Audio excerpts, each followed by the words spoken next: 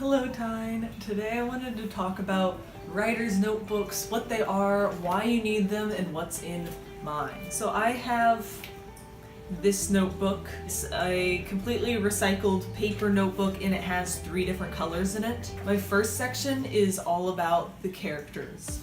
I have a lot of traits that I like to give my characters, as well as a breakdown of traits that I see in other characters that I really like and want to emulate. After writing out all of my favorite characters, I listed off the top traits that I associated with them, so then I can kind of pick the ones that make those characters truly who they are and mix and match them to create the characters that I want to. I also did a list of negative traits that are kind of funny or that add interesting developments. And after that, I did a list of fears, things like that. Despite having those lists, it's kind of hard to match it up with different characters, so I ended up doing little comic book type spreads for each of my characters. I have several sections starting with the name of the book, who the character is, like what their name is. Then I would start with their conflict and goal, what they're trying to overcome, what they want to get, and then by contrast, I would have what they want most. I really love the dynamic of having a character really think they want something, but instead need something else and need to learn a lesson about it. And so I make sure that I have those 2 things and have at least a couple of points in each of them so that I can elaborate off of them in case I ever get stuck. I also have a list of traits and their opposites. So this character is very protective, so the opposite of that would be abandoning. And those are great things for not getting stuck in stories, because I think of, okay, if this character's super protective of everyone, what would have to happen to them in order for them to abandon someone? And it's really good for coming up with big plot points and big emotional high points. I also have things that they're trying to accomplish. These are like sub-goals, because even if you're striving to get a job or striving to make someone fall in love with you, there's other things going on in your head as well. And so I make sure I just kind of have those written down towards the bottom of the page in case there's just been a lot of plot things really quickly and I need something else to mix it all up. And then I stole this next section specifically from writing the breakout novel workbook. And it is, what would the character never say, never do, and never think? And then creating situations around there is another emotional high point type deal, where you have to come up with a situation where they would say the thing that they would never say. It's also very revealing of how well you know your character. If you can't come up with something that they would never say, then you probably don't know your character well enough, because there's things that I would never say, there's things that I'd never expect my boyfriend to say, things I'd never expect my dad to say, and they don't all overlap. There's a wide range of differences. And this is just the basics of things that I come up with my characters. I'll also have a sketchbook where I'll draw out their physical differences. I'll come up with personal symbols for them. Sometimes I come up with songs for them. Sometimes I'll even create a whole Pinterest board for my novel. And then I'll have different sections for the characters and things like that. When you are coming up with what the character most wants, you do want to brainstorm what the opposite is. If what they most want isn't in direct opposition with what they want, with what they're trying to accomplish, then you want to kind of put them in the situation of the opposite. So Mallard, one of my fun side characters in World War Marlowe, really just wants a sweet, loving boyfriend. That's all he wants. But the whole book, all he's getting is lots of boys who love him and leave him over and over again, and he keeps having these breakdowns. And then he has to watch his brother, who has a sweet, loving person in his life, but keeps rejecting him.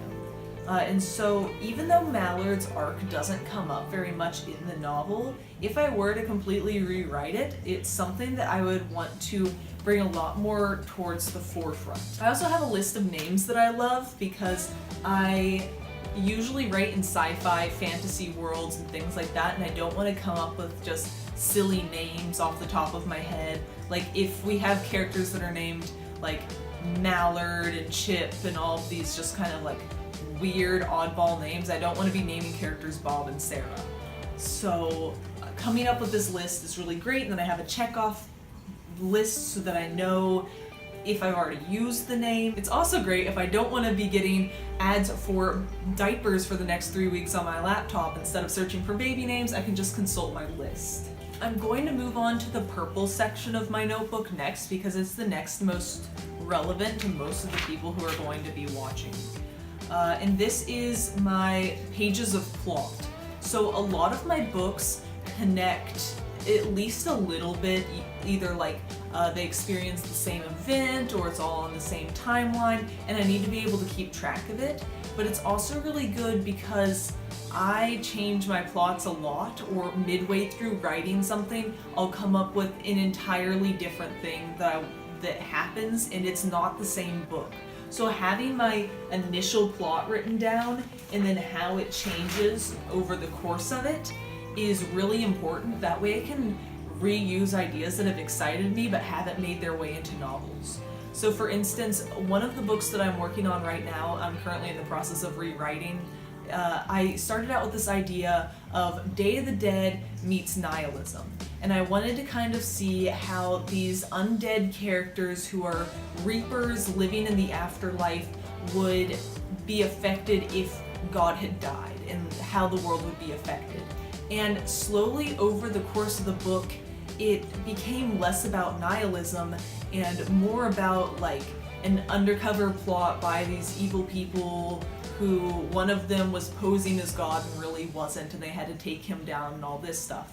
And by the end of the book, I really didn't like the last fourth of it. I had written it NaNoWriMo style, and I really got off track closer to the end of the book. So having book 1, book 2, book 3 kind of listed out, it shows me where I made the changes so that I can go back and see exactly where I need to fix it. I also have things listed out by chapter.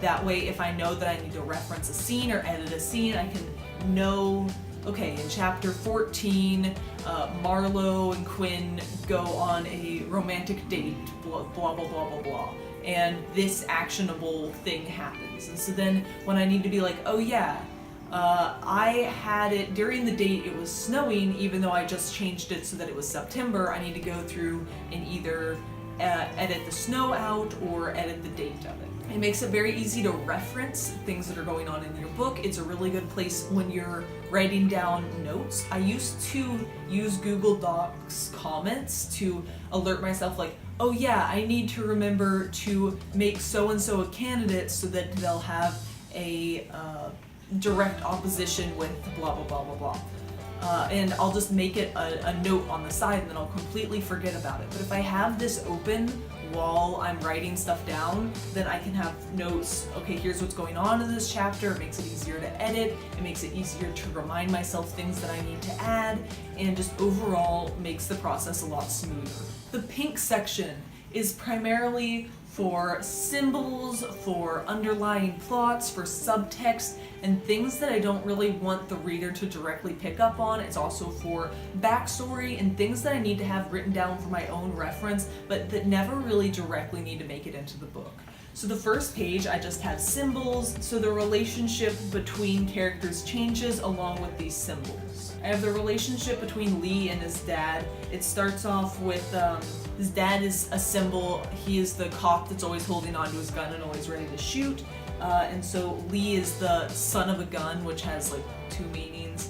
And so then kind of throughout the book, it shows his relationship with different guns and picking up guns and whether or not to shoot them. And then eventually he comes in contact with this old rusty gun, and it just kind of shows him rejecting his father in a way. Then I have much simpler versions of that where it's not listed out by each character, but it's more saying like, oh yeah, whenever Marlowe sees the moon, he thinks of Quinn, and then I'll have like the stairs symbolize Marlowe's self-hate, so whenever he falls down the stairs, it should be when he's kind of frustrated with himself.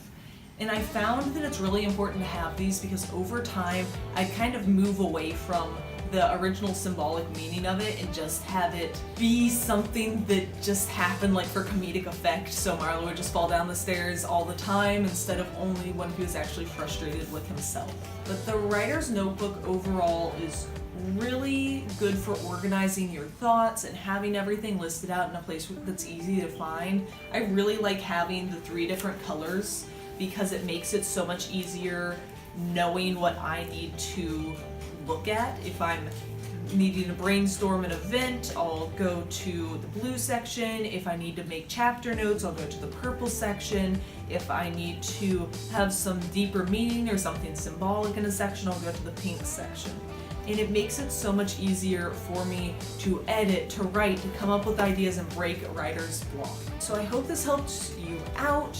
I know that a very popular blog post was written about having a writer's notebook, and I'll leave that link in the description, as well as the link to what I wrote about having a 3-color notebook and why it's so important to me.